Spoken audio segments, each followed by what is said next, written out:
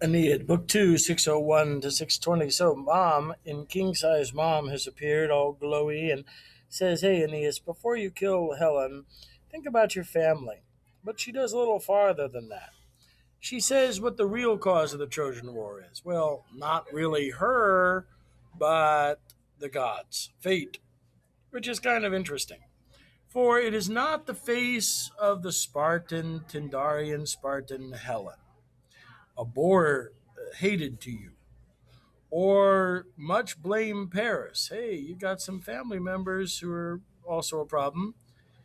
This isn't the reason. It is the inclementia, the stern decrees, the unclemency gods, of the gods. Notice the repetition that overthrows these works and lays low Troy from its summit. Behold, for I shall clear away all mist which now is, that's the mist that's having been drawn before for the purpose of guarding your gaze. What does that mean? Well, because human human that this mist dims for you the mortal sights, and the dampness, the humidity, Kalagats, darkens all around. Fear you not of any command of your mother, nor refuse to obey her precepts. Hear. So she's now released her son and shown that the gods are all showing up in their mistiness. So she's saying, here's a fan. I'm going to clear off for you the mist of heaven that prohibits you from seeing the supernatural.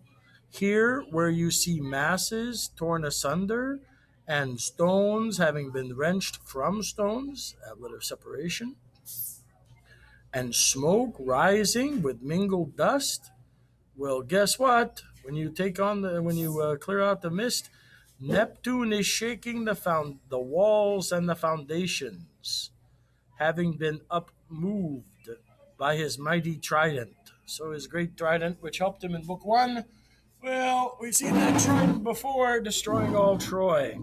And he is uprooting, outrushing the whole city from its foundations. Here, first, is most savage Juno. We've seen her in Book 1. She's holding the Scaean Gate, this gate of Troy, and she's girt with steel, and she calls forth furyingly her allied troop from the ships. So she's instilling the Greeks with this divine vengeance. Now, Tritonian Palace, which is Minerva, look back.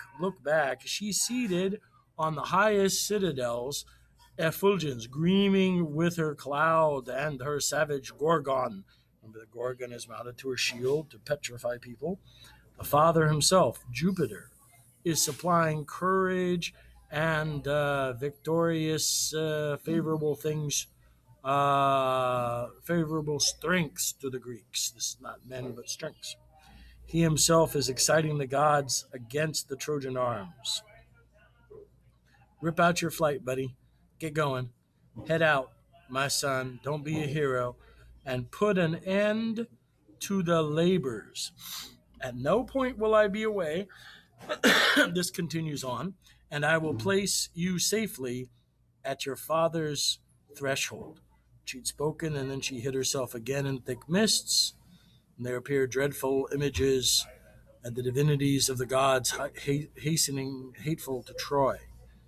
So then we have here the image of how that Troy destroyed, not by men, but by the gods themselves. And we see that as we go on from the story, that Aeneas heads home, and he's saying, we got to get everybody together and we got to get out. We have to find a new town. So that such ends the fall of Troy, but also the beginning of the tales of Aeneas, the toils of founding a city, and the real kind of the starting the proof of what the Virgil said in the book one, the arms and the man I've sung. We haven't seen too much arms until this book. Now we are and saying, oh, well, Aeneas is kind of a hero, but a different hero than those old Homeric ones. Well, thus ends book two. The rest is the summary, and we will continue on from there. Until that time, true believers, Excelsior.